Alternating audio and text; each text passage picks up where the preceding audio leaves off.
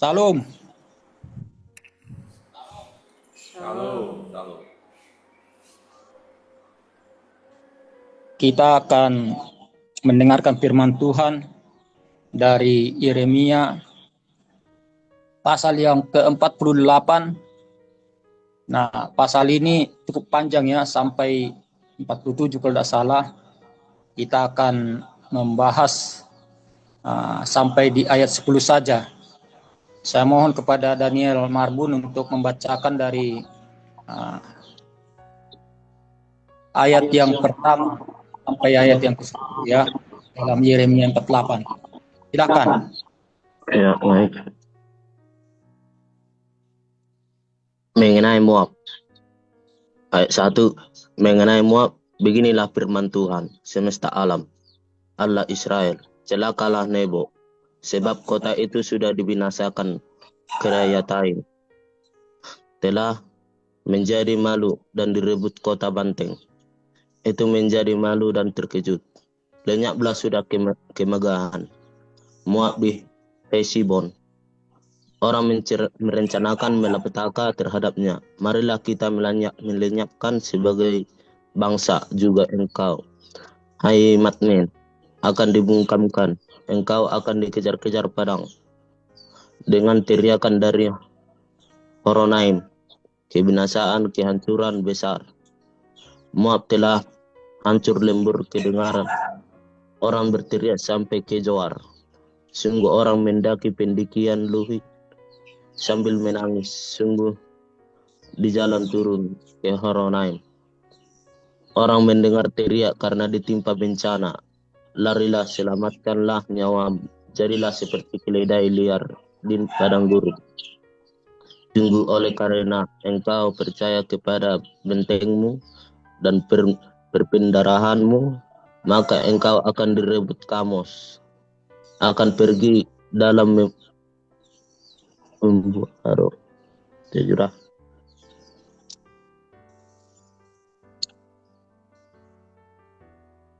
Dalam membuang bersama-sama dengan para imam dan pemuka pembinasa akan datang ke setiap kota. Tidak ada kota yang terluput. Lembah akan binasa, tanah datar.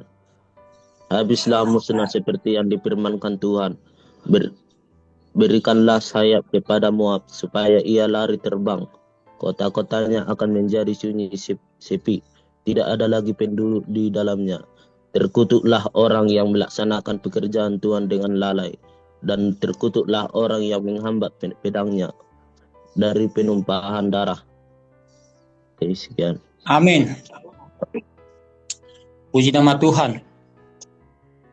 Saya beri tema yaitu kesombongan mendatangkan kehancuran.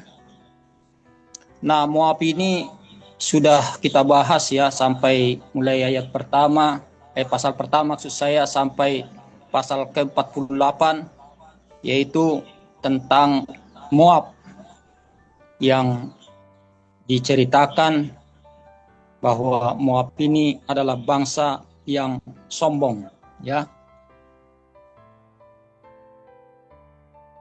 Bagi sebagian orang mungkin nasib bangsa Moab di Perjanjian Lama menjadi satu hal yang tidak mungkin ya bisa kita pahami, dan tidak mengerti tentang bagaimana sih sebenarnya hubungan kejadian Moab yang menjadi relevan sampai kepada zaman kita saat ini. Namun kisah penghukuman terhadap bangsa ini adalah cermin bagi kita bahwa Moab yang memiliki hubungan kekerabatan dengan Israel atau keturunan Lot ya, ipar daripada Abraham, sering merasa aman dan puas. Dan melalui Yeremia, Allah menyatakan hukuman untuk memberikan peringatan keras bukan hanya kepada Moab tetapi juga kepada kita.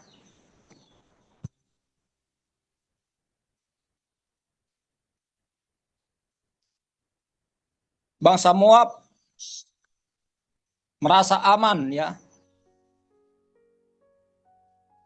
di kota-kota yang mereka bisa banggakan seperti Nebo dan Kiriataim. Mereka sangat bangga dengan benteng mereka. Tapi gitu sih. Oh ya. Saya ngecek dulu apa kedengaran ya. Jadi mereka sangat bangga dengan benteng-benteng kota atau benteng fisik dan kekuatan yang lain seperti kekuatan militer yang mereka miliki. Kemudian Allah ternyata memberikan pengumuman bahwa kemegahan dan kegagahan Moab akan lenyap. Kota-kota yang menjadi kebanggaan mereka akan menjadi tempat ratapan dan kehancuran. Ya.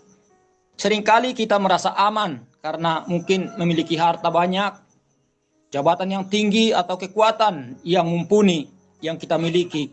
Kita lupa bahwa semua itu tidak abadi dan dapat lenyap dalam seketika.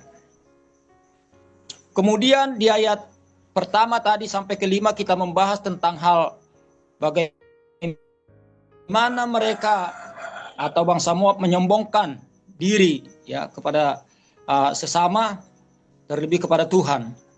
Nah, kemudian di ayat yang ke-6 sampai 8 kita melihat bahwa kesombongan ini justru menjerumuskan.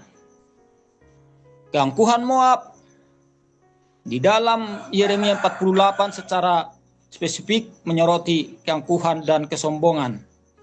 Sebagai alasan utama, hukuman mereka merendahkan bangsa lain, juga termasuk bangsa Israel.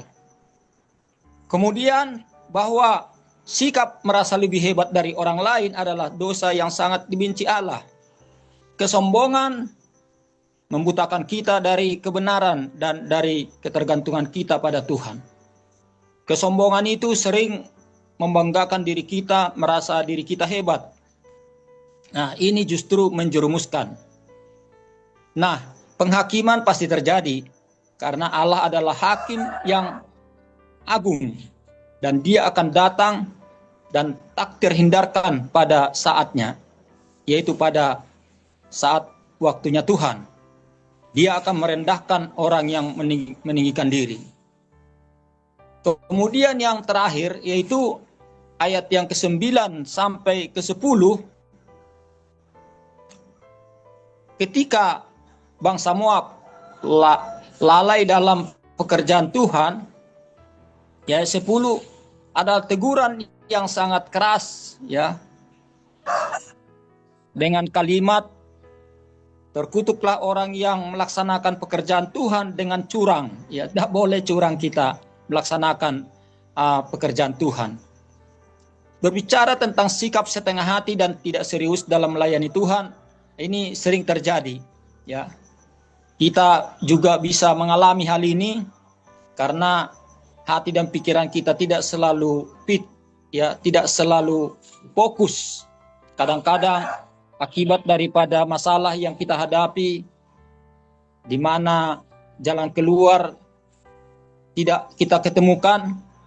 Nah, jalan satu-satunya tentu kita harus berdoa sehingga kita tidak menjadi setengah hati lagi, tapi kita tetap serius di dalam Tuhan.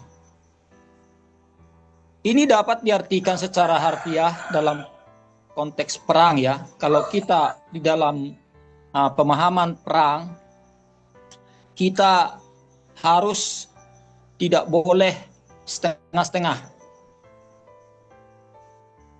Orang yang setengah-setengah atau malas untuk melaksanakan tugas di dalam peperangan tentu dia akan kalah.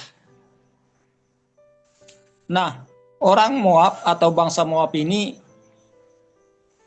mereka sering melakukan tugas-tugas yang diberikan kepada mereka, yang dipercayakan oleh Tuhan untuk membanggakan Tuhan, untuk menghormati Tuhan, untuk memuliakan Tuhan dalam hidup mereka, sering diabaikan. Demikian juga orang Moab yang menolak tugasnya kita pun dapat lalai dalam pelayanan kita. Kita bisa mengalami hal yang seperti dialami oleh bangsa Moab. Maka menjadi suatu peringatan bagi kita untuk percaya dan melayani dengan tulus dan sepenuh hati. Seolah-olah kita melakukan untuk Tuhan sendiri. Dikala kita melakukan hal-hal positif kepada orang, kita akan teringat bahwa hal itu sama dengan melakukan kepada Tuhan. Sehingga kita tidak akan melakukan hal yang negatif. Sebab kita tahu bahwa ketika kita melakukan itu kepada Tuhan, kita tidak mungkin melakukan hal yang negatif. Maka sebagai penutup saya sampaikan bahwa kita harus tunduk dan taat kepada Tuhan. Jangan membiarkan kesejahteraan yang kita nikmati, yang saya katakan bahwa kenikmatan yang hanya sementara membuat kita terlena. Dan jangan membiarkan kesombongan membutakan kita. Dan yang terpenting, kita tidak boleh menyepelekan pelayanan yang dipercayakan Tuhan kepada kita. Mari kita periksa hati kita, apakah kesombongan yang tersembunyi masih ada di dalam hati dan pikiran kita. Mari kita koreksi diri kita, apakah kita sudah sungguh-sungguh melayani Tuhan, apakah masih setengah-setengah. Tuhan mengetahui apa yang kita andalkan di dalam hidup ini. Tuhan mengetahui apa yang kita bangga-banggakan selama ini. Ya, mari kita memilih untuk merendahkan diri dan setia dalam setiap panggilan Tuhan bagi setiap kita. Kiranya Tuhan memberkati kita sekalian dengan rendah hati, dengan tunduk dan taat kepada Tuhan. Kita pasti akan lebih berhasil dan berkenan kepadanya. Amin.